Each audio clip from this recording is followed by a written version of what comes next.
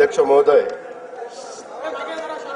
आपल्या सर्वांचं आराध्य दैवत युगपुरुष छत्रपती शिवाजी महाराज, स्वराज्य रक्षक छत्रपती संभाजी महाराज, स्वराज्य जननी जिजाऊ महासाहेब, छत्रपती राजर्षी शाहू महाराज, क्रांतीसूर्य महात्मा ज्योतिराव फुले, महामानव भारतरत्न डॉक्टर बाबासाहेब आंबेडकर, राजमाता पुण्यश्लोक अहिल्यादेवी होळकर, क्रांतीज्योती सावित्रीबाई फुले, साहित्यरत्न लोकशाहीर अण्णाभाऊ साठे या महामानवांना मी वंदन करतो।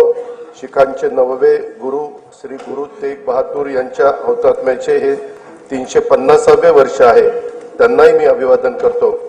हे वर्ष अनेक दृष्टीनं विशेष आहे।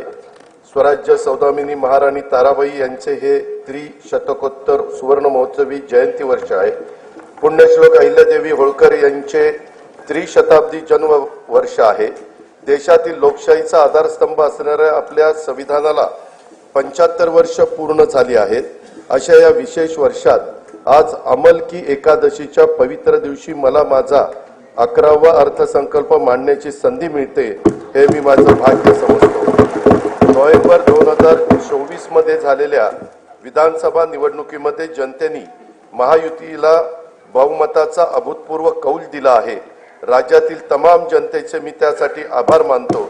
मतदारांनी आमच्यावर दाखवलेला विश्वास जबाबदारीची जाणीव करून देणारा असून त्यांचा सन्मान राखण्याचं काम महायुतीच्या सरकारच्याकडून निश्चितपणे होईल याची ग्वाही मी देतो। 1 फेब्रुवारी 2025 रोजी सादर केलेल्या अर्थसंकल्पात केंद्र शासनाने आयकरामध्ये मोठी सूट देऊन मध्यमवर्गीयांना दिलासा दिला आहे। केंद्रीय अर्थसंकल्पातील तरतुदीमुळे राज्याच्या अनेक महत्त्वाकांक्षी योजनांना नक्कीच बळ मिळणार आहे। राज्यातील विविध पायाभूत सुविधा प्रकल्प, रेल्वे आणि कल्याणकारी योजनांच्यासाठी केंद्र शासनाने केलेल्या भरीव तरतुदीकरता मी राज्याच्या जनतेच्या वतीने भारताचे लोकप्रिय पंतप्रधान माननीय श्री नरेंद्र मोदी महोदयांचे मनपूर्वक आभार मानतो। यापुढील कालावधीतही असेच भरभक्कम पाठबळ केंद्र शासनाचे राज्याला लाभेल याची खात्री मी बाळगतो। लाडक्या बहिणी